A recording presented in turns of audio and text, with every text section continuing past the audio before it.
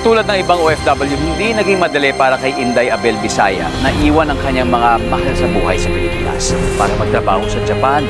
Pero nagbagong lahat nang makilala niya ang taong makakasama niya habang buhay.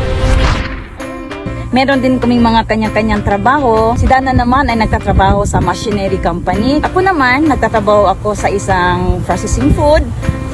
Bilang factory worker, pumapasok ako ng Lunes hanggang Biyernes at pag Sabado at Linggo naman, ayan nakatutok tayo sa pangtrabahong bukid. Ang maganda rito, pag-aari nila ng asawang si Suzy Dana Seo ang 4 na ektaryang lupaing sinasaka nila. Yan, tingnan nyo naman yung damo guys. Ayan, kailangan tanggalin natin yan para hindi siya sagapan sa pag-harvest natin at saka maganda ang quality kapag nagtanggal tayo ng mga damo. Hanggang sa pag-aani, magkatulong pa rin ang mag-asawa. Bukod sa palay, na-enjoy din ng mag-asawa ang pagtatanim ng gabi o taro, pati na rin ng black beans. Ito yung banding namin pag Sabado, pag weekend. Ayan, nagde-date naman kami dito.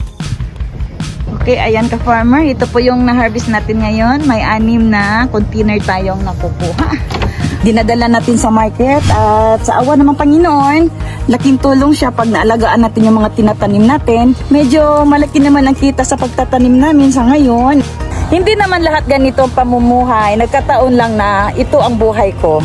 Na tinaha ko, na gusto ko. Ito ang binigay sa akin ng Panginoon. Magsipag lang tayo magtanim. May kayamanan talaga dito sa lupa na matatawag namin.